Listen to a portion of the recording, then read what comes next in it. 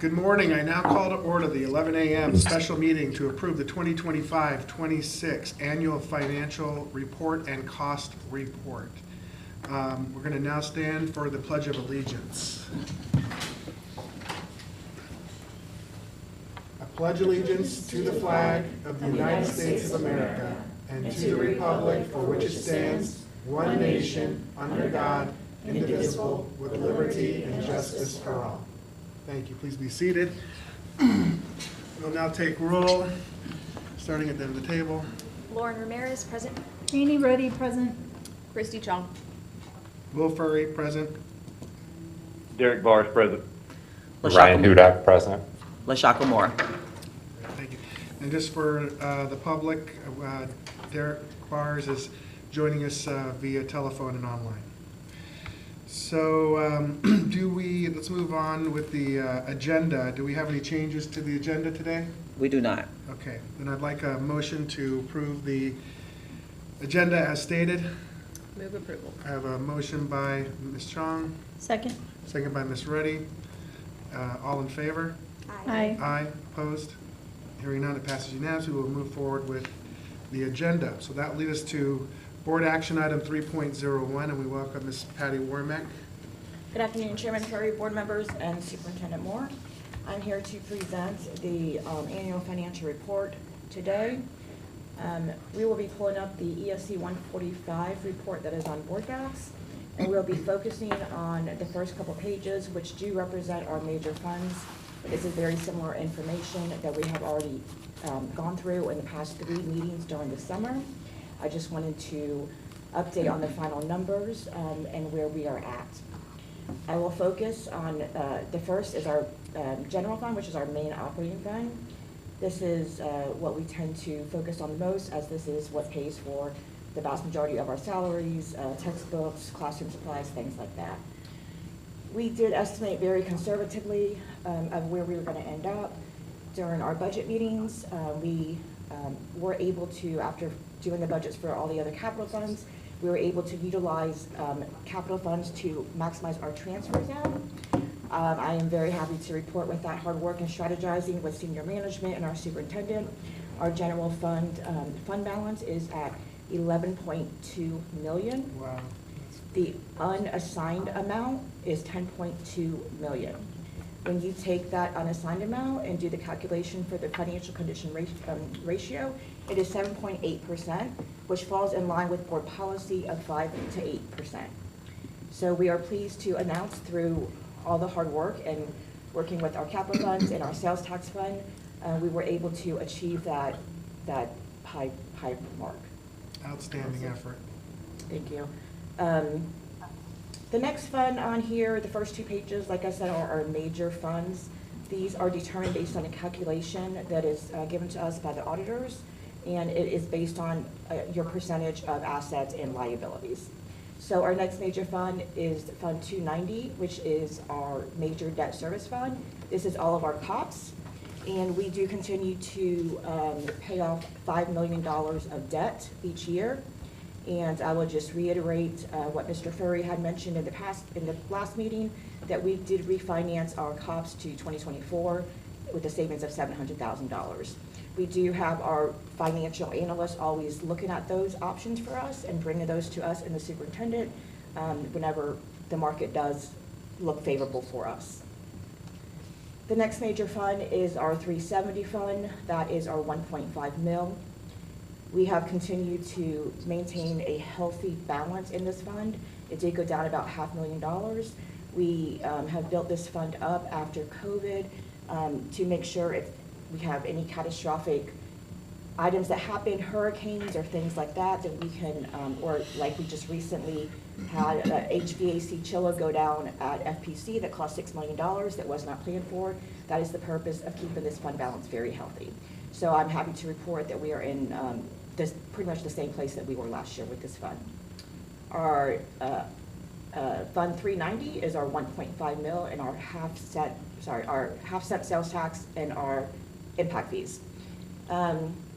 This remains the same as the Matanzas expansion project has neared completion. We will continue to see this fund balance go up as the impact fees will not be used unless we have future expansions. And the very last column is what's called other governmental funds. These are all it includes all our non-major funds. It includes the school food service fund, which, as we had talked about, ends with a fund balance of 0, and it includes our smaller debt funds and our smaller capital funds. This here is a summary of all of our funds in the school district. This is summarized in a format that is required by DOE, and this report will be submitted to DOE this week. I will let you know the other items listed. There are budget transfers, budget revisions for the month of June. These are needed to close out the fiscal year. You will see quite a bit of them there. And the ESC 348 and the cost report are submitted electronically to DOE through their portal. At this time, I will take any questions on these financials. Any questions from the board, from Ms. Wormack on this? Besides the COP savings, I was wondering what other items or strategies were used in order to, meet the ever shrinking pool of funds, but yet raise our fund balance to that 7.8%. If you could highlight maybe the top 3 that you think were most effective. Well, I do, and I'll, Superintendent Moore, if you have anything to chime in, I will say we started planning over a year ago because of the ESSER funds that were going away. So we did very strategically strategize on positions being held, not refilling, using overages through attrition. So as you know, the salaries and benefits, it takes up over 80% of our fund balance, of our budget. So that's a huge piece. You're not gonna save money through classroom supplies. You're gonna save it through salaries. So we did strategize over a year ago and make sure that we held our schools and our departments to that. We also had departments go through their budget and do a 4% reduction to save cost. We started that in preparation for this next fiscal year. But I would say the biggest thing we did was holding strong on our positions and knowing that our ESSER funds were going to be gone by this past September, making sure that we didn't hold on to unnecessary positions. And when we did use our ESSER funds, we didn't heavily use it on positions like some school districts. So we were fortunate to not be really hanging off that cliff like some other districts were. What is your take or analysis on the cafeteria funding we currently still offer 0 charge for breakfast and lunches. But my understanding is much of that money comes from Medicaid, SNAP enrollments. And as those numbers may decrease, so would our allotment of funds to that. Do you see that we're able to continue that program at 0 cost for families for the next several years, or do you feel that we need to take a look on perhaps scaling or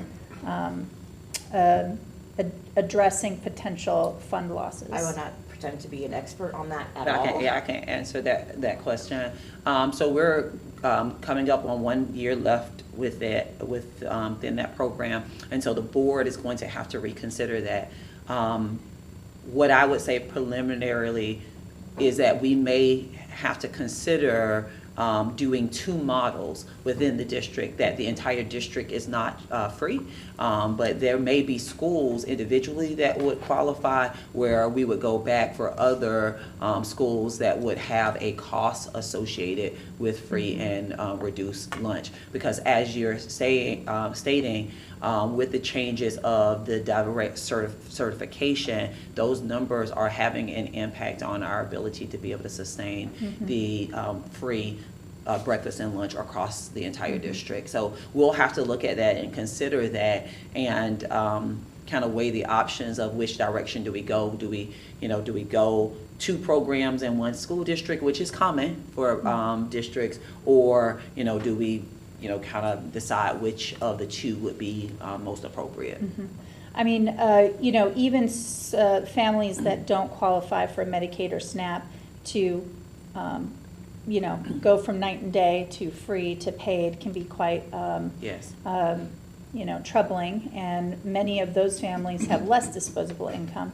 So I'm wondering if there's a third option as well in terms of a modified adjustment, maybe not back to full cost, but a modified, which would allow us a longer runway to hold those discounts for all of our. And if we do have to go into a different model, it will be, families will have notice to know what the impact is going to be it that you're paying, full price or you're doing a reduced price. They will have the notice to know that change is coming. But that is something that we will begin talking about, as we close out this school year. Okay, thank you. And I know they have applications, so prior, years ago, you would fill out, and then, maybe 40 cents for a lunch or 25 cents for lunch. Yeah, which will be a change because we haven't had to do that in a while, so that will be a change to go back there. But as we bring on our new food services director October 1st, this is be the first thing that he will begin to pick up on and begin to run with. One of the major things that impacted this department last school year was hurricane days. And so when we're not in school, they're not receiving funding. But there still is a cost that's associated with that, right? Cost for staff, cost for the food we've already spent and all of that. So that was one of the major hits to this department here. And that also begs the issue of the administrative oversight, because you're going to have to manage all that paperwork. We would want to take a look at streamlining that, because we don't want to lose central personnel utilization or cost to those administrative pieces that are going to return. I agree.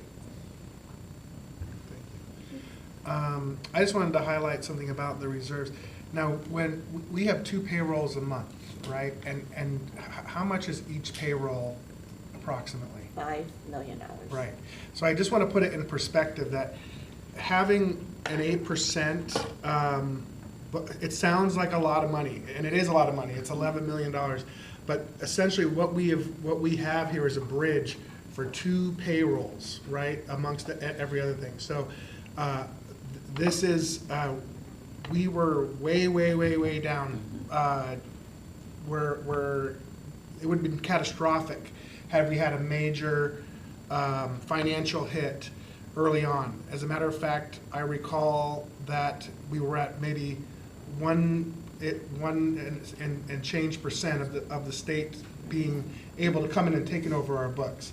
So this is an outstanding effort and result by the district. I want to highlight that, because this is not easy to do when we are always working within the framework of these funds that we can't raise money like a business can to do this. We have to do this within allocations that we get. And this sets us up for success for the future, knowing that, and this is for our organization to know that we have this money here, that if something happens, we can make payroll, right? Yeah, and we don't, because our alternatives, we'd have to either borrow it or, we've done anticipation bonds before, right? Yes. So that saves us money too, because the interest on those tax anticipation bonds can add up really quick. And I will tell you too, thank you for that point, I will tell you that it has been probably about 4 to 5 years that we have not had to take out a tax anticipation note. What that is most school districts take that out in the summer in order to meet their payroll until the property tax funds roll in, which does not happen until Thanksgiving. So a lot of school districts have to take that out to be able to pay their payroll. It's a short-term note that is paid off 6 months later. But when we used to take it out, it was $10 million. And because of our work in keeping our capital funds high and at a stable fund balance, we have been able to not have to take that short-term note out, and it saves about $100,000 of interest each year. I like to say I've actually heard that from several school districts, so as we meet with them across the state, so we do a lot of good things, so thank you for that. And then highlighting the emergency cost. So everyone, if you have an emergency fund for your family, it's similar. So just so the public's aware, we don't know what could happen. So when a pipe bursts in a school, it's similar to your home. So having that extra cushion is what, is very important. And we do have a lot of needs. We have a lot of wants, but we have a lot of needs. So I'm glad to hear that we have that cushion for the needs that might happen. And even though I like to state that with, learning a lot through this insurance, we have insurance, of course. However, I also have learned we do not get that reimbursement, sometimes over a year plus or so. So we have to have that fund to cover. So I'm excited to hear that we have that cushion for the need. We'll now resume our meeting. Just for the benefit of the public, we had a power outage, and that's why the feed dropped. But we are now back, and we'll return the floor to Ms. Wormack. Yes, just as I think we were talking about the tax anticipation note, Mr. Furry, the question was, when was the last time we had to take it out? Or that we had to take it out. It was 2021. We have not had to take one out since then. We have taken it out as long as I've been here, which was 2011, and even prior to that, it was $10 million taken out each summer and paid off in January. Mm-hmm. So the total amount of the bond was $10 million. Correct. And the interest every year was about $100,000. It was about $100,000, Okay. and that comes straight out of the general fund. Gotcha. Okay, well, this is a significant change of events for Flagler Schools, so well done on that. Any other questions on what's been discussed already before we move on? Okay, Ms. Moore, go ahead. Thank you.